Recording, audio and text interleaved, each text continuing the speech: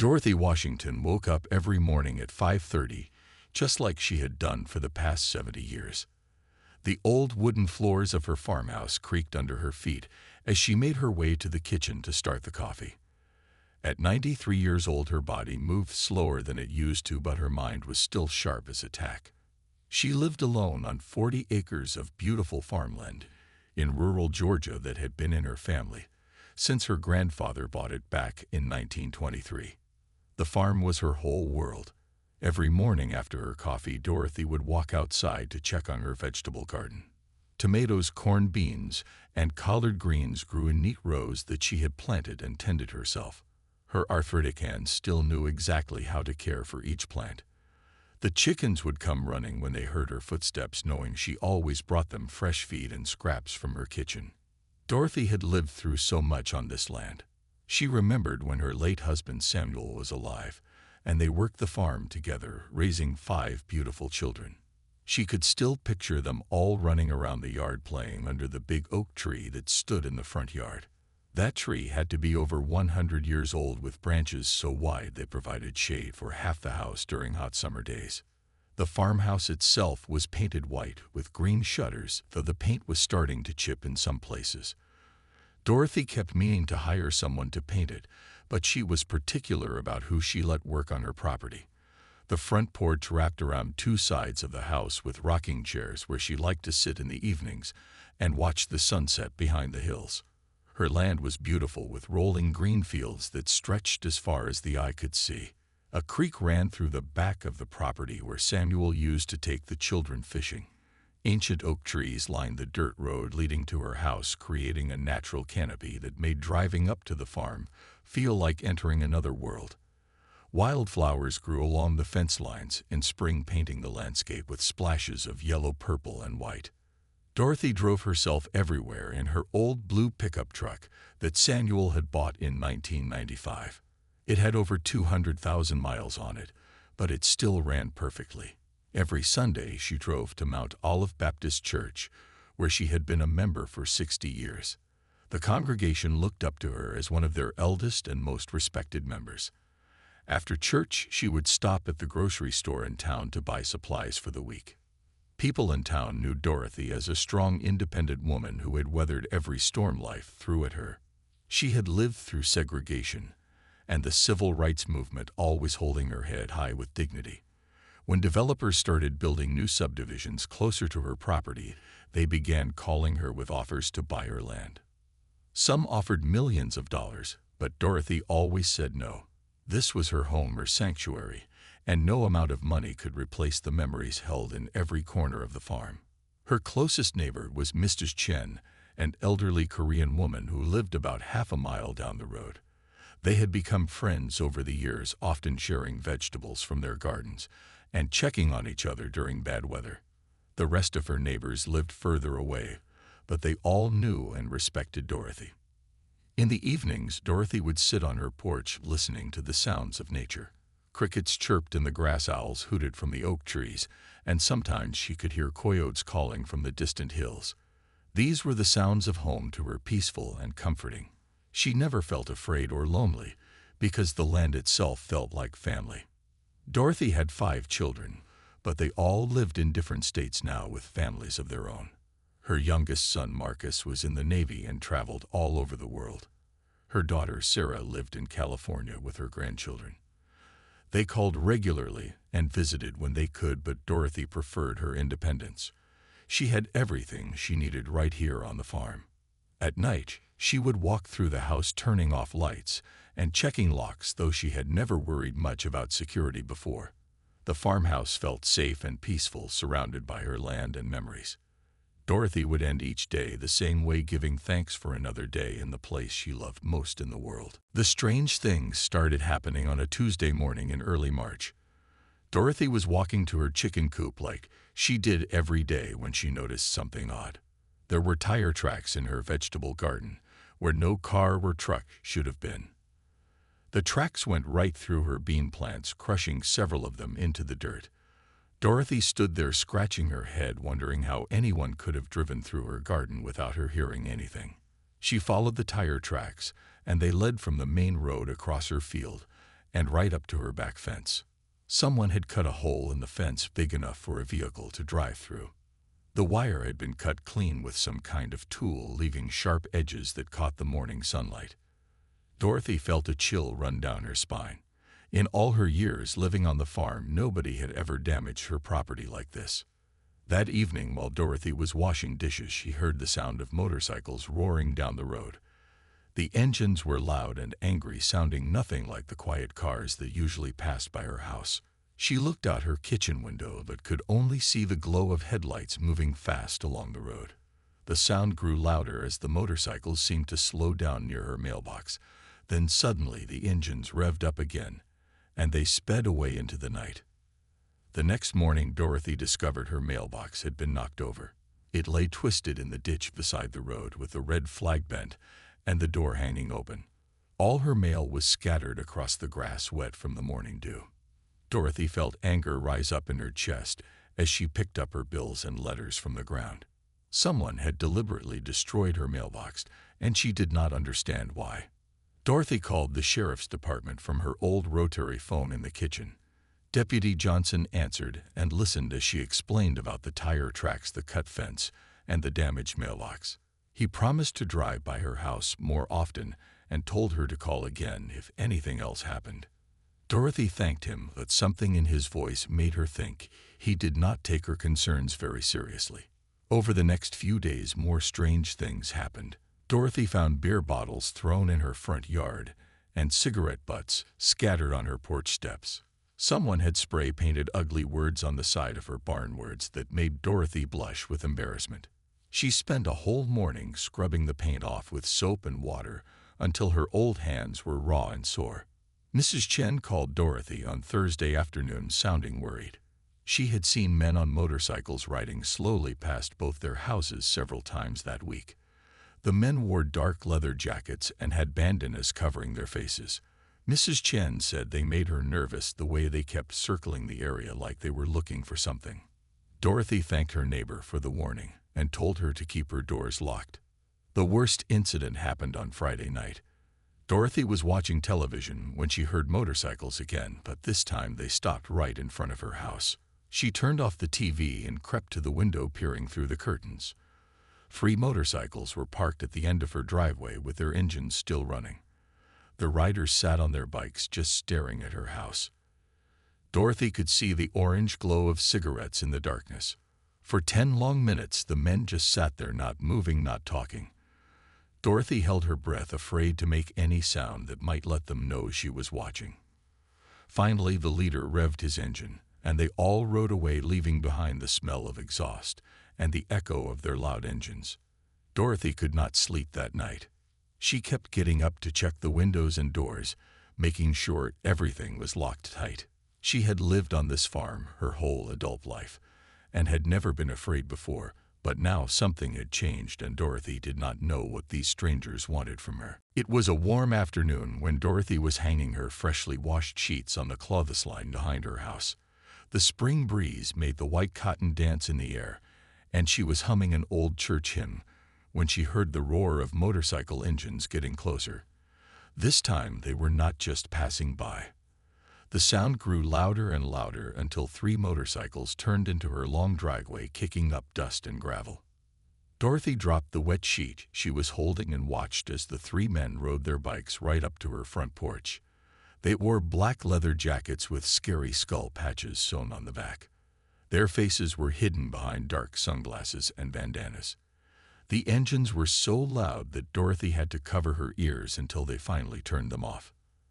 The silence that followed felt heavy and dangerous. Dorothy stood frozen by her clothesline as the 3 men climbed off their motorcycles. The biggest one, who seemed to be their leader, was tall and had tattoos covering both of his arms. He walked with a swagger like he owned the place, while the other 2 stayed near their bikes with their arms crossed. The man walked up to Dorothy's porch steps and smiled, but it was not a friendly smile. It was the kind of smile that made Dorothy's skin crawl. He introduced himself as Snake and said he was here to talk business with her. His voice was rough, like he had been smoking cigarettes for many years. Dorothy noticed that one of his front teeth was made of gold. Snake told Dorothy that the neighborhood was changing and that elderly people living alone needed protection. He said his organization offered special protection services to keep old folks safe from troublemakers. Dorothy listened quietly, but her heart was beating fast in her chest. She had heard about gangs who demanded money from people in exchange for protection, but she never thought it would happen to her. When Snake finished talking, Dorothy stood up straighter and looked him right in the eye. She told him in a firm voice that she did not need any protection and that he and his friends needed to leave her property right now. She had lived on this farm for over 70 years and had never needed protection from anyone. Snake's fake smile disappeared, and his face turned cold. He stepped closer to Dorothy, and his voice became threatening. He told her that she was just a helpless old woman living all alone in the middle of nowhere. He said that anything could happen to someone like her, and nobody would even know about it for days. He mentioned how far away her nearest neighbors lived, and how long it would take for help to arrive if she needed it. Dorothy felt fear creep up her spine, but she refused to let this man see her weakness. She told Snake again that she wanted him to leave, and that she was not interested in whatever he was selling. Snake laughed a nasty laugh, and told her she had exactly 1 week to think about his offer. He said the price for protection was $500 every month, and that payment was due on the first of each month. As Snake walked back toward his motorcycle, he turned around one more time. He told Dorothy that it would be a real shame if something bad happened to her beautiful farm. He said accidents could happen to old ladies who did not have proper protection. The way he said it made Dorothy understand that he was not talking about protecting her from other people, but threatening her himself. The 3 men started their motorcycles, and the engines roared back to life. As they rode down the driveway, the last rider deliberately knocked over Dorothy's mailbox again with his boot. Dorothy watched them disappear down the road, and then she went inside her house with shaking hands. She locked the front door and sat down at her kitchen table, trying to calm herself down. For the first time since her husband died, Dorothy felt truly alone and scared. She picked up her phone and called her youngest son Marcus, but got his voicemail. In a shaky voice, she left a message saying that some troublemakers had been bothering her, but that she was okay. She did not want to worry him, but she needed to hear his voice. The week that followed Snake's visit was the worst week of Dorothy's life. The gang came back 2 more times, and each visit was scarier than the last. On Wednesday evening, they returned while Dorothy was cooking dinner. This time, they did not just stand at the porch, they walked around her property like they owned it. Snake peered through her windows while the other 2 men checked out her barn and chicken coop. Dorothy watched from behind her kitchen curtains as they poked around her garden and looked at her truck. One of them kicked over a flower pot on her porch just for fun. They stayed for almost an hour, making loud comments about how nice her property was and how much it might be worth. When they finally left, Snake shouted through her door that she had 4 more days to make her decision. On Friday night, the gang came back with more members. Dorothy counted 6 motorcycles, this time all parked in her front yard. The men brought beer and loud music, turning her peaceful farm into a nightmare. They stayed until after midnight, revving their engines and laughing loudly. Dorothy called the police, but by the time Deputy Johnson arrived, the gang was long gone. The deputy looked around at the beer bottles scattered on her lawn and shook his head sadly, but there was not much he could do. Saturday morning, Dorothy found something that made her blood run cold. 2 of her chickens had been killed during the night and left on her front porch steps. Their necks had been wrung, and there was a note pinned to one of them written in sloppy handwriting. The note said she owed $500 for protection, and that this was just a taste of what could happen if she did not pay. Dorothy had to sit down on her porch steps and cry. These poor innocent chickens had done nothing wrong, but some terrible men had killed them just to scare an old woman. She buried the chickens under her apple tree and said a prayer for their souls. The other chickens seemed to sense that something bad had happened, and they huddled together in their coop, afraid to come out. The harassment got worse every day. The gang members would drive slowly past her house at all hours, honking their horns and shouting rude things. They threw garbage on her lawn and trampled through her vegetable garden, ruining weeks of hard work. Someone spray-painted ugly words on the side of her barn that made Dorothy blush with shame. She tried to paint over them, but the words kept showing through. Dorothy stopped going to town except when she absolutely had to. She was afraid the gang might follow her or hurt other people because of her problems. At church on Sunday, people whispered and stared at her, but nobody offered to help. Dorothy felt more alone than she had ever felt in her entire life. Even Mrs. Chen stopped coming by to visit because she was scared of getting involved. The police patrols that Deputy Johnson had promised never seemed to come when Dorothy needed them most.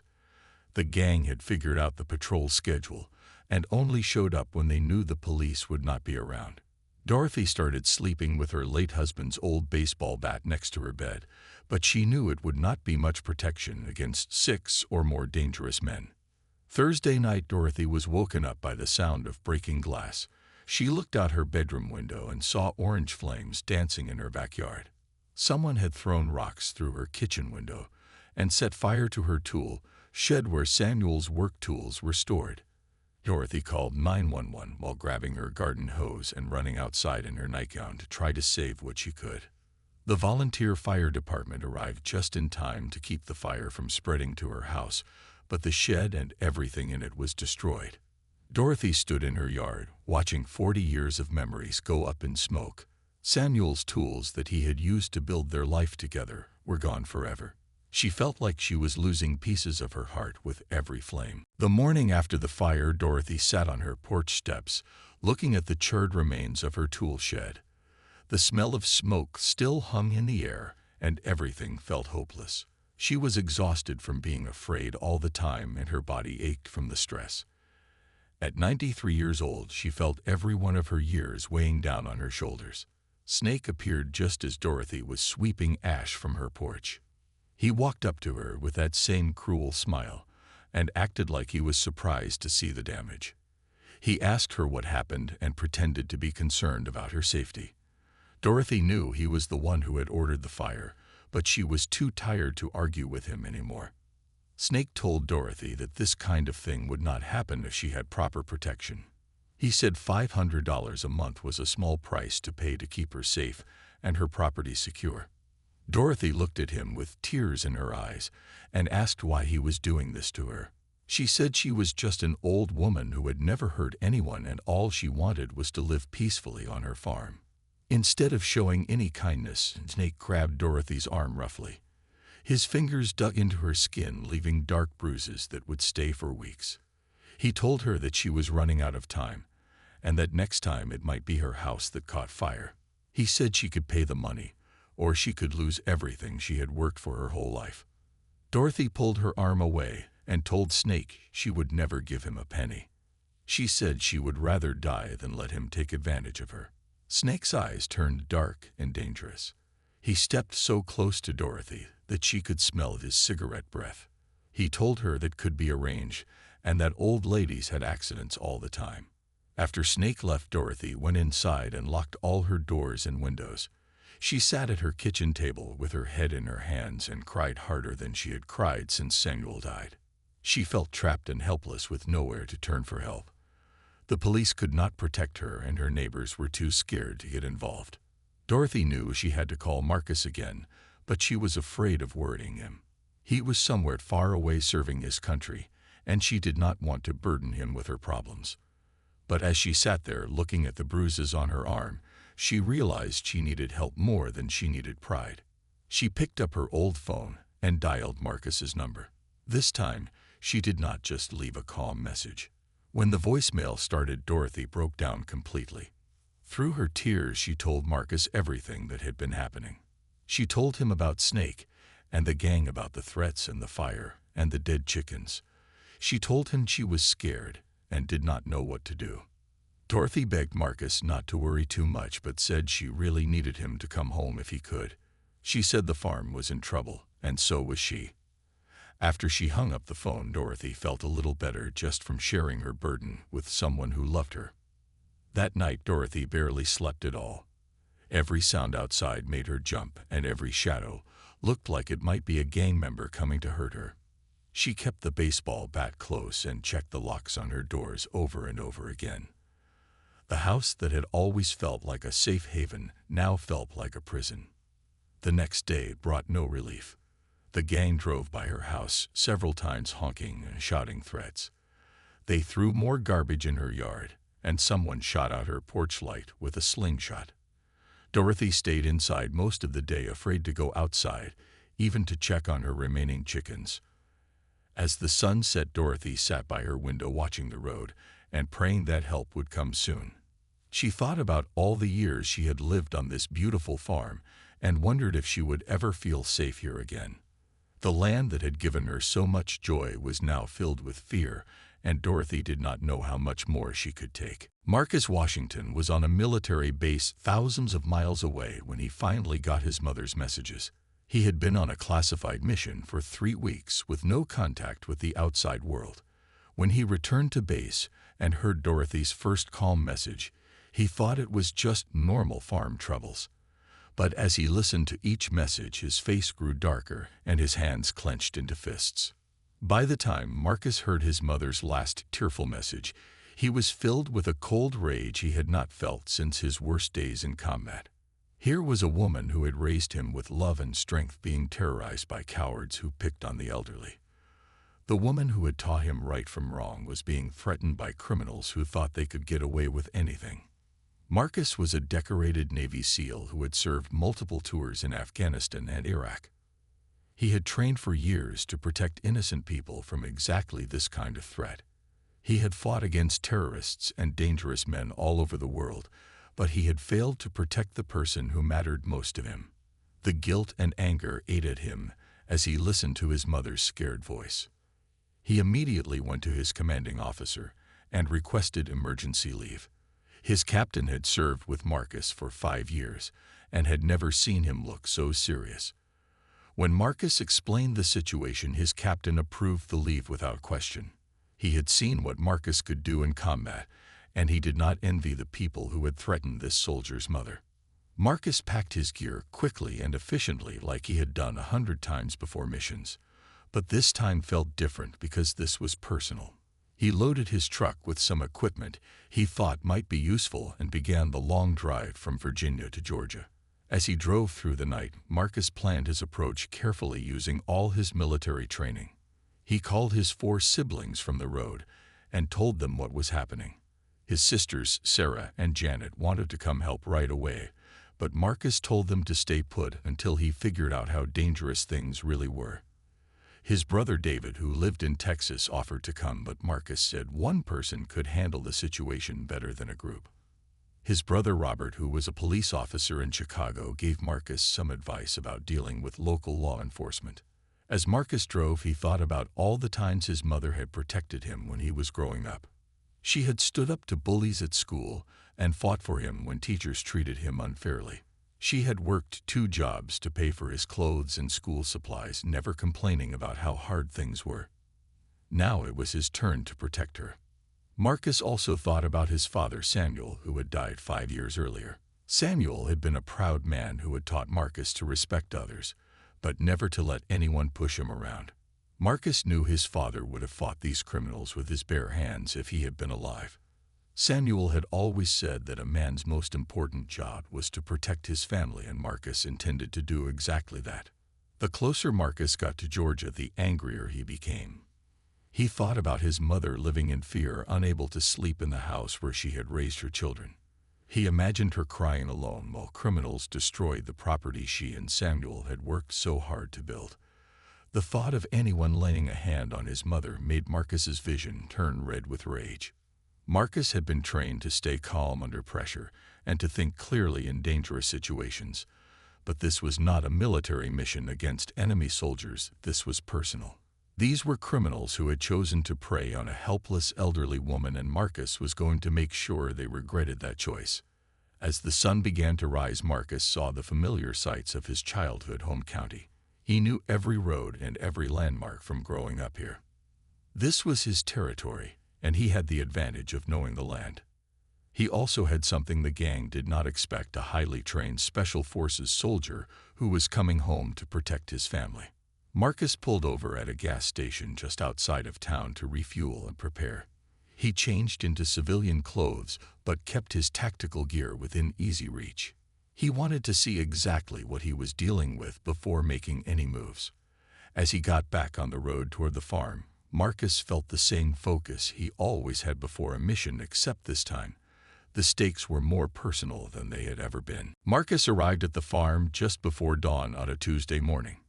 He parked his truck about a quarter-mile away, hidden behind a grove of trees where it could not be seen from the main road. Using skills he had learned in the military, Marcus approached the property carefully, staying low and moving quietly through the woods that bordered his mother's land. He spent an hour doing reconnaissance, checking the perimeter and looking for signs of the gang's activity. Marcus found the cut fence, the tire tracks in the garden, and the remains of the burned tool shed. His jaw tightened as he saw the spray-painted words on the barn and the scattered garbage around the yard. These criminals had turned his childhood paradise into a war zone. Marcus examined every detail, like he was gathering intelligence for a mission. He noted which windows had been broken, where the gang had driven their motorcycles, and how they had been getting onto the property. He took pictures with his phone to document the damage and looked for security weaknesses that needed to be fixed. When Dorothy saw her son walking up to the house, she could not believe her eyes. She ran out to meet him and threw her arms around him, crying with relief. Marcus held his mother tightly, feeling how thin and frail she had become from weeks of stress and fear. He could feel her shaking in his arms, and it broke his heart to see what these men had done to her. Dorothy led Marcus inside and made him coffee while she told him everything that had happened. She showed him the bruises on her arm, where Snake had grabbed her, and Marcus had to control his temper to keep from punching a hole in the wall. She told him about the dead chickens, the threats, the fire, and all the nights she had stayed awake afraid to sleep. Marcus listened to every word his mother said, while his mind worked like a soldier planning a mission. He asked detailed questions about how many gang members there were, what kind of weapons they might have, and when they usually came around.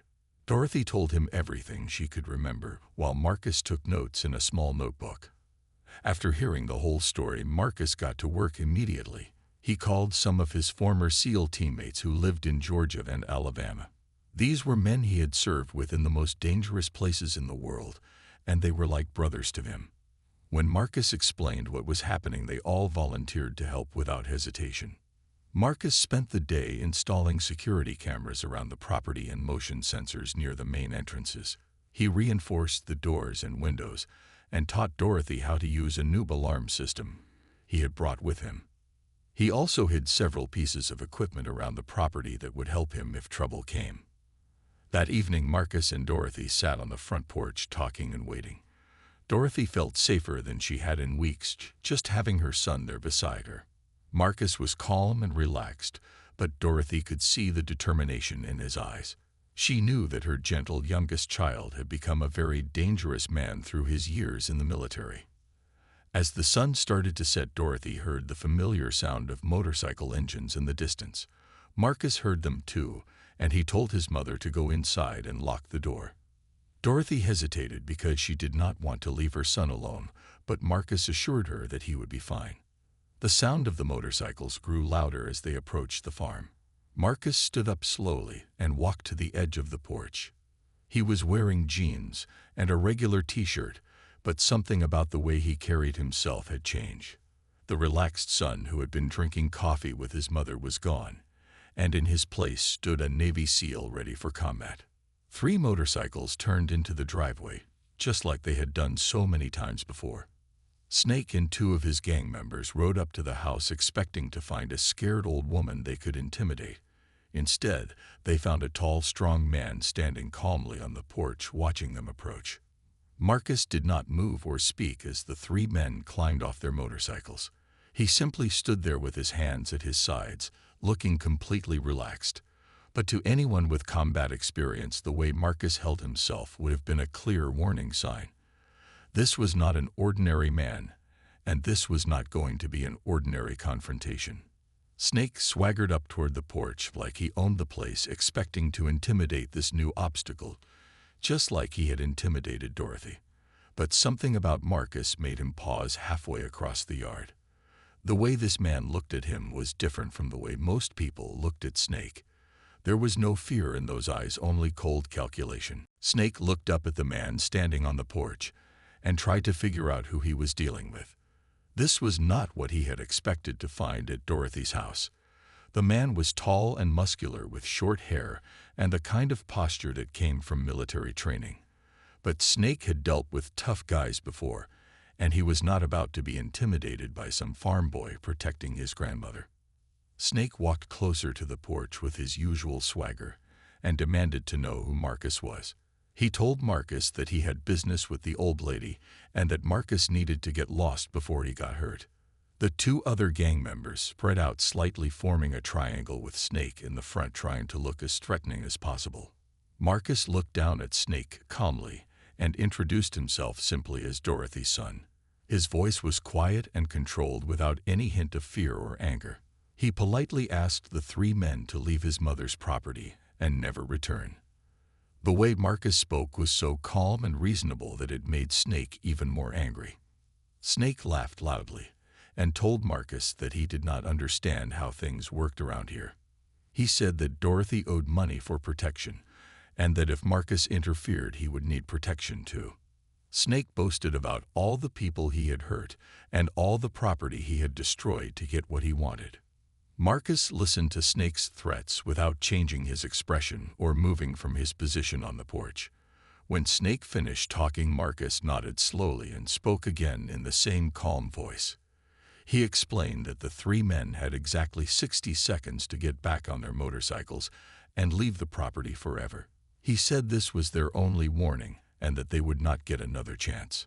Snake's face turned red with anger, and he started shouting profanities at Marcus. He said that no one talked to him that way, and that Marcus had no idea who he was messing with. Snake reached into his jacket and started to pull out a weapon, wanting to show this farm boy that he meant business.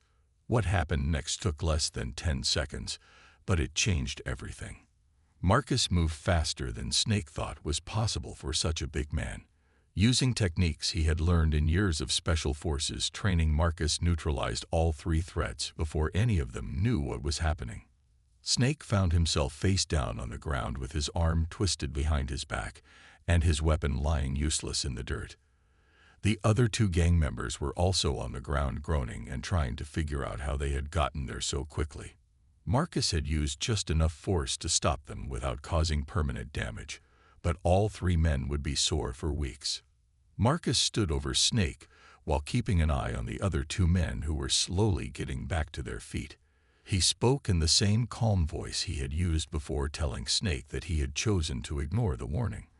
Marcus explained that he was tired of bullies who picked on elderly people and that their protection racket was now permanently closed. In the distance, sirens could be heard approaching the farm. The commotion had been loud enough for the neighbors to hear, and someone had called the police. Marcus had also sent a text message to Deputy Johnson before the confrontation, asking him to come to the farm as soon as possible. As the police cars pulled into the driveway, Marcus helped Snake to his feet and made sure all three gang members were in plain sight. When Deputy Johnson got out of his car, he could hardly believe what he was seeing. Snake and his crew looked like they had been hit by a truck, while Marcus stood calmly nearby without a scratch on him. Marcus had gathered all the weapons the gang members had been carrying, including knives and brass knuckles, along with small bags of illegal drugs he had found in their pockets. He handed everything over to Deputy Johnson and explained exactly what had happened. Dorothy came out of the house and confirmed that these were the men who had been terrorizing her for weeks. Other police officers arrived and began taking statements, while Marcus described each crime the gang had committed against his mother. He showed them pictures of the damage, the threatening notes, and the bruises on Dorothy's arm. The evidence was overwhelming, and Snake's reputation was already well known to the local police. As Snake was being loaded into a police car, he glared at Marcus with pure hatred. He shouted that this was not over, and that Marcus would regret crossing him. Marcus looked back at Snake steadily and said that Snake was right, that this was not over, because Marcus would be staying on the farm to make sure his mother was safe. The other gang members were arrested along with Snake, and all 3 motorcycles were impounded as evidence. Deputy Johnson thanked Marcus for his help and said that the community had been trying to deal with this gang for months. He promised that with all the evidence they now had, the gang members would be going to prison for a long time. The arrest of Snake and his gang members was just the beginning of justice for Dorothy and her community. Within days, more evidence came to light as other victims found the courage to come forward. Mrs. Chen told police about the threatening notes she had received. An elderly man from town reported that the gang had demanded money from him too. Business owners shared stories of vandalism and intimidation they had been too scared to report before. The police searched the gang's hideout and found weapons, drugs, and a notebook with names and addresses of all their victims. Snake had been running a widespread extortion scheme targeting elderly and vulnerable people throughout the county. The evidence was so strong that all 3 gang members were denied bail and had to stay in jail while awaiting trial. Marcus stayed at the farm for 2 weeks, helping his mother repair the damage and feel safe again.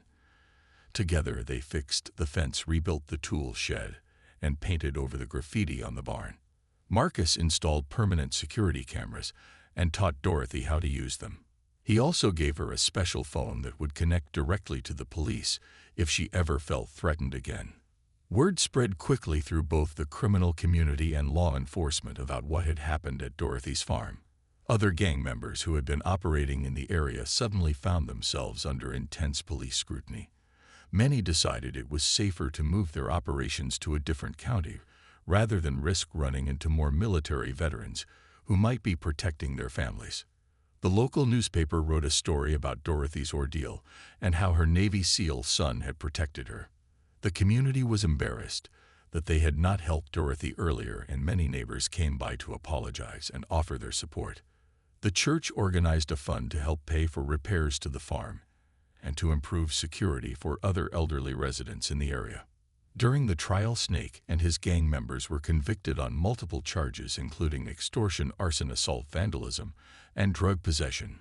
Snake received the longest sentence of 15 years in prison, while his accomplices got 10 years each. The judge said that preying on elderly and vulnerable people was one of the most cowardly crimes imaginable, and that the sentences should serve as a warning to others. Before Marcus returned to active duty, he made arrangements for his mother's ongoing safety. He connected Dorothy with a network of local military veterans who promised to check on her regularly.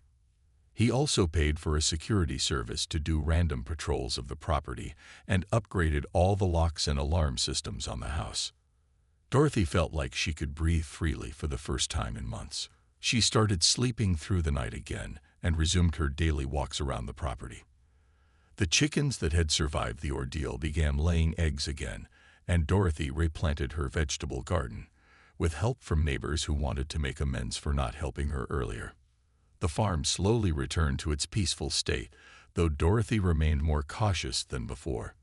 She kept Marcus's security improvements in place and stayed in regular contact with Deputy Johnson, who made sure patrol cars continued to drive by the property frequently. Dorothy also joined a neighborhood watch group that formed after her experience to help protect other elderly residents. Marcus called his mother every week from wherever his Navy duties took him around the world. Dorothy always assured him that she was fine and that the farm was peaceful again.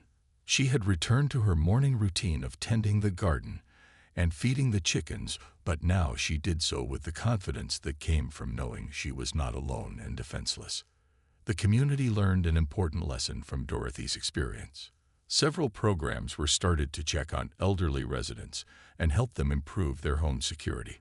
The local police department also increased patrols in rural areas where people lived far from neighbors and help. Dorothy often smiled when she remembered the look on Snake's face when he realized he had threatened the wrong family. She was proud of Marcus for using his military training to protect her, but even prouder that he had handled the situation without seriously hurting anyone. Snake and his gang had learned that picking on innocent people always has consequences, and that bullies eventually meet someone stronger than they are. Years later, Dorothy still lived peacefully on her farm, surrounded by the love of her family and the respect of her community. The property that had once been a place of fear became a symbol of resilience and proof that even the most vulnerable people can find protection when good people stand up to evil. Dorothy's story reminded everyone that heroes sometimes come home just when they are needed most.